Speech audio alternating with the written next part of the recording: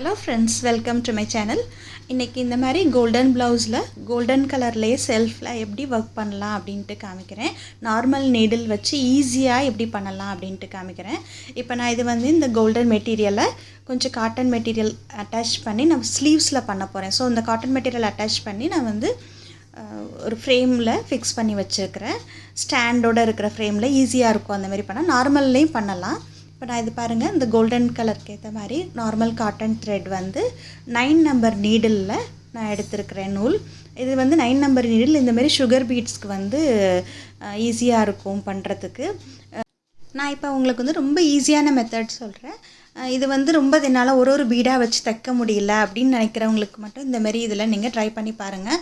ஆனால் ஒரு பீடாக எடுத்து தைக்கிறது தான் வந்து நமக்கு ரொம்ப நாளைக்கு நல்லாயிருக்கும். நான் அந்த மெத்தடும் காமிக்கிறேன். சப்போஸ் எனக்கு டைம் இல்லை இந்த மாதிரி ஈஸியாக ஃபாஸ்ட்டாக பண்ணணும் அப்படின்னு நினைக்கிறேன். இதுவும் நல்லா ஃபிக்ஸ் பண்ணிடுவோம், அதனால் ஒன்றும் ப்ராப்ளம் இருக்காது. இப்போ பாருங்கள், நான் இந்த நூலில் வந்து அந்த ஸ்லீவ்ஸ் எவ்வளோ லென்த் இருக்கோ அந்த லென்த் வரைக்கும் ஃபுல்லாக பீட்ஸை கோர்த்துக்கிட்டேன். நூலில் 2 நூலாக எடுத்து நாட் போட்டிருக்கேன். அந்த நூல் ஃபுல்லாக கோர்த்துக்கிட்டு நம்ம அந்த ஃபுல் கோடு இருக்குல்ல, நம்ம ஸ்லீவ்ஸோட லென்த்து அது ஃபுல்லாக ரொம்ப தின்னாக ஃபேப்ரிக் க்ளூ வந்து அப்ளை பண்ணிக்கணும். ரொம்ப எக்ஸஸாக பண்ணக்கூடாது. பண்ணணுன்னா அங்கே எவாப்ரேட் ஆனதுக்கப்புறம் அது கரையாக தெரியும் வெளியில் இருந்ததுன்னா. ஸோ கரெக்டாக எவ்வளோ தேவையோ அந்த அளவு தின்னாக ஒரு லைன் மட்டும் ஒரு கோடு, சின்ன கோடு போட்டுக்கோங்க. போட்டுட்டு அதில் வந்து இந்த நம்ம கோர்த்துருக்குறோம்ல பீட்ஸை அதை மெதுவாக அப்படியே ரொம்ப டைட்டாக இல்லாமல் ரொம்ப லூஸாகவும் இல்லாமல் மீடியமாக அதேமாரி நல்லா அதில் ஒட்டிக்கோங்க. ஒட்டிட்டு அந்த எண்டில் வந்து நீடில் கீழே விட்டுறணும். ஸோ இது ஈஸி மெத்தடுங்கிறதுனால இது சொல்கிறேன். ஸோ இது கீழே விட்டுட்டு இந்த மாதிரி ஃபிக்ஸ் பண்ணிக்கணும். பண்ணிவிட்டு நல்லா காஞ்சதுக்கப்புறம் கொஞ்சம் கேப் இடைவெளி விட்டு நீங்கள் அதை வந்து ஃபிக்ஸ் பண்ணிடணும். இப்போ நான் அடுத்த லைன் வந்து இந்த மாதிரி பெரிய பீட்ஸ் ஒரு லைன் வைக்க போகிறேன். இது வந்து நான் ஒரு பீடையும் எப்படி நம்ம ஸ்டிச் பண்ணுவோம் அந்த இது காமிக்கிறேன். இதே மெத்தடில் நீங்கள் சுகர் பீட்ஸும் பண்ணலாம். டைம் இருந்ததுன்னா நீங்கள் அந்த மாதிரியே பண்ணுங்கள். ஸோ இது எப்படி பண்ணணுன்ட்டு காமிக்கிறேன் பாருங்கள். இது வந்து நமக்கு என்ன சைஸ் வேணுமோ 3 or 4 நம்பர் எதுனாலும் நீங்கள் எடுத்துக்கலாம்.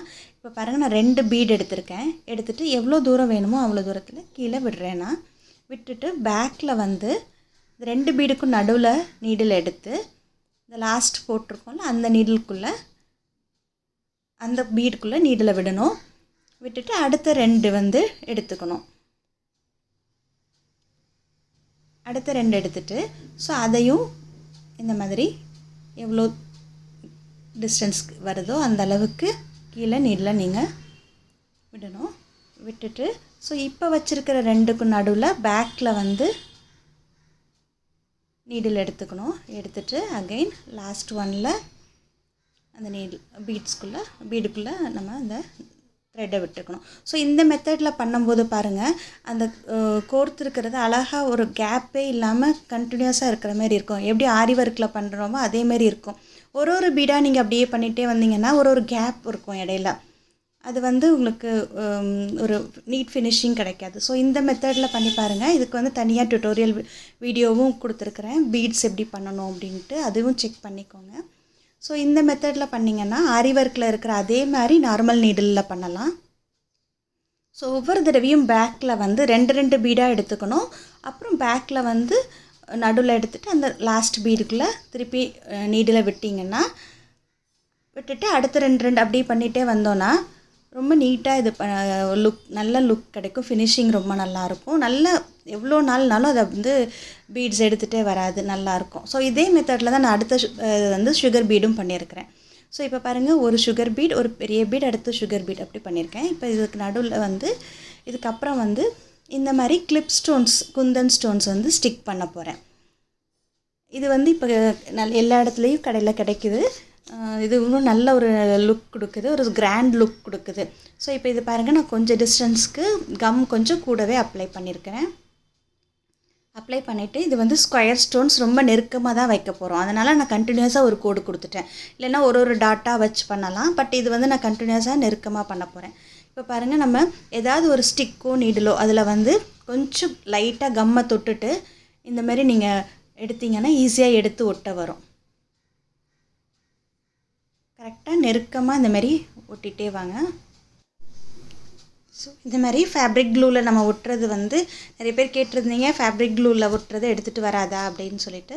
ஸோ அது வந்து ஃபேப்ரிக் க்ளூவில் ஒட்டிட்டு 24 ஹவர்ஸ்க்கு அப்புறம் பின்னாடி நீங்கள் அயர்ன் பண்ணிட்டீங்கன்னா பேக் சைடில் அது வந்து விழுகவே விழுகாது. நம்ம எப்போதுமே இந்தமாரி டிசைனர் ப்ளவுஸ்லாம் ரொம்ப ரஃப்பாக வாஷ் பண்ண மாட்டோம். ஸோ அதனால் உங்களுக்கு ஒன்றும் ப்ராப்ளம் வராது. பாருங்கள், இப்போ நான் அது ஒரு லைன் ஃபுல்லாக ஒட்டிட்டேன். அதுக்கப்புறம் அகைன் இதில் ஃபஸ்ட்டு 3 லைன்ஸ் கொடுத்தோம்னா அதுமாரி ஒரு 3 லைன்ஸ் கொடுத்து ஒரு பெரிய பார்டர் பண்ணியாச்சு. இப்போ இது மேலே இன்னும் நல்லா டெக்கரேட் பண்ணுறதுக்கு என்ன பண்ணுறேன்னு பாருங்கள். அதே கிளிப் ஸ்டோனில் இந்தமாரி முக்கோணமாக ஒரு இது இருக்குது. ஸோ அதுவும் ரவுண்ட் ஸ்டோனும் வச்சு நான் இதுக்கு மேலே இது பண்ண போகிறேன். பாருங்கள், ஒட்ட போகிறேன். ஸோ ஃபஸ்ட்டு இதுக்கும் கரெக்டாக எவ்வளோ தேவையோ அந்த அளவு தான் கம் ஒட்டணும். எக்ஸஸாக ஒட்டினீங்கன்னா அது வெளியிலலாம் தெரியும். அது ஒரு மாதிரி டார்க் ஒரு கரை இருக்கிற மாதிரி தெரியும் எவாப்ரேட் ஆனதுக்கப்புறம். ஸோ நீங்கள் அது கொஞ்சம் ரொம்ப கேர்ஃபுல்லாக எவ்வளோ வேணுமோ அந்த அளவு மட்டும்தான் ஃபேப்ரிக் க்ளூ அப்ளை பண்ணணும். ஜாஸ்தியாக அப்ளை பண்ணக்கூடாது. இப்போ பாருங்கள், மிடில் அந்த ரவுண்டை வச்சுட்டு அடுத்தது மேலே இருக்கிற ட்ரையாங்கிள் வைக்கிறேன். ஸோ அப்போ அது கரெக்ட் ஷேப் வந்து நமக்கு கிடைக்கும். ஓகேவா? ஸோ இது வந்து நம்ம அட்ஜஸ்ட் பண்ணோன்னா வெளியில் கம் வந்துடும். ஸோ வெளியில் கம் வராமல் நம்ம வந்து கரெக்டாக அந்த எவ்வளோ தேவையோ அவ்வளோதான் பண்ணணும். ஸோ ஒரு பெரிய ட்ரையாங்கிள், அப்புறம் ஒரு சின்ன ரவுண்ட் ஸ்டோன், அப்புறம் ஒரு பெரிய இந்த 3 ட்ரையாங்கிள் வர மாதிரி ஒன்று. ஸோ இந்த பேட்டர்னில் நான் இப்போ பண்ணுறேன். இது உங்களோட இமேஜினேஷன். எப்படி கிளிப் ஸ்டோன்ஸ் கிடைக்குதோ அதை வச்சுட்டு, குந்தனில் எப்படி கிடைக்குதோ அதை வச்சுட்டு நீங்கள் எப்படினாலும் க்ரியேட் பண்ணிக்கலாம். ஸோ மெத்தட் இது தான். அது இந்த மாதிரி சுகர் பீட்ஸில் அந்த மாதிரி பெரிய பீட் அதெல்லாம் காம்பினேஷன் கொடுத்து ஒரு பெல்ட் மாதிரி பண்ணிக்க. இது வந்து பெல்ட்டுக்கும் இந்த மாதிரி பண்ணலாம் நீங்கள். ஸோ இதுக்கு மேலே நான் வந்து புட்டீஸ் பண்ணுறதுக்கு பென்சிலில் மார்க் பண்ணியிருக்கிறேன். மார்க் பண்ணிவிட்டு லேஸாக இந்த மாதிரி கம் அப்ளை பண்ணுறேன். கரெக்டாக அந்த ரவுண்ட் ஸ்டோனுக்கு எவ்வளோ வேணுமோ அந்த அளவுக்கு அப்ளை பண்ணுறேன். பண்ணிவிட்டு அந்த ஸ்டோனை நம்ம ஒட்டிக்கிறோம். ஒட்டிட்டு நல்லா காய விட்டுறணும். காய விட்டுட்டு அதுக்கு மேலே நான் இப்போ வந்து சுகர் பீட்ஸில் ஒரு ரவுண்ட் கொடுக்க போகிறேன். ஒன்று ஒன்றும் அது மாதிரி ஒட்டிக்கோங்க. ஒட்டிட்டு நான் எப்படி சுகர் பீட்ஸில் அவுட்லைன் கொடுக்குறேன், ஈஸியாக எப்படி பண்ணலாம் அப்படின்ட்டு காமிக்கிறேன் உங்களுக்கு. ஸோ இப்போ இதில் பாருங்கள், இந்த சுகர் பீட்ஸில் இது ஒரு ஹாஃப் சர்க்கிள் பண்ண போகிறேன். இந்த ஹாஃப் சர்க்கிளுக்கு எவ்வளோ பீட்ஸ் தேவையோ அந்த அளவுக்கு எடுத்துக்கிட்டு ஒரு தின்னாக ஒரு லைன் ஃபேப்ரிக் க்ளூ அப்ளை பண்ணிவிட்டு, இது பண்ணிக்கிட்டிங்கன்னா உங்களுக்கு அந்த சர்க்கிள் கரெக்டாக அதில் வந்து ஃபார்ம் ஆகும். அந்த என்ன மாரி ஷேப்பில் வேணுமோ அந்தமாரி ஷேப்லேயே நம்ம அந்த சுகர் பீட்ஸை ஃபிக்ஸ் பண்ணிக்கலாம். கரெக்டாக அழகாக அந்த அதில் எவ்வளோ தேவையோ அந்தளவு நம்ம எடுத்துகிட்டு அதுக்குள்ளே நீடில் விட்டுறணும். விட்டுட்டு மறக்காமல் அங்கங்கே ஃபிக்ஸ் பண்ணிடணும். அதேமாரி தான் ஸ்ட்ரெயிட் லைன்லேயுமே எல்லா இடத்துலையும் அங்கங்கே இதேமாரி மெத்தடில் ஃபிக்ஸ் பண்ணிடணும். சுகர் அந்த பீட்ஸ்க்கு வெளியிலேருந்து நீடில் எடுத்து உள் பக்கம் அதை லாக் பண்ணுற மாதிரி கொஞ்சம் கொஞ்சம் கேப்பில் 2-3 பீட்ஸ்க்கு இடையில அதுமாரி பண்ணிடணும். ஸோ இது மாதிரி தான் இந்த ரவுண்டுக்கும் பண்ணணும். அதுவும் பண்ணி காமிக்கிறேன். ஸோ எல்லா ரவுண்ட் குந்தன் ஸ்டோனுக்கும் இதே மாதிரி நீங்கள் வெளியில் ஒரு அவுட்லைன் வந்து சுகர் பீடால் கொடுத்துருங்க. அது பார்க்க நல்லா கிராண்டாக இருக்கும். ஸோ இந்த மாதிரி பண்ணும்போது கோல்டன் ப்ளவுஸ்லேயே கோல்டன் ஒர்க், செல்ஃப் ஒர்க் பண்ணும்போது இது நம்ம வந்து எல்லா சாரீக்கும் யூஸ் பண்ணிக்கலாம். சிம்பிள் ஒர்க்கு தான், ஈஸியாக பண்ணலாம், எல்லாராலையும் பண்ண முடியும். நீங்கள் ட்ரை பண்ணி பாருங்கள். ஆரி ஒர்க்கில் இருக்கிற அதே லுக் இருக்குல்ல. ஸோ இதே மாதிரி நீங்கள் ஃபுல்லாக ஃபினிஷ் பண்ணதுக்கப்புறம் எப்படி இருக்குது பாருங்கள். இதே மாதிரி ட்ரை பண்ணி பாருங்கள்.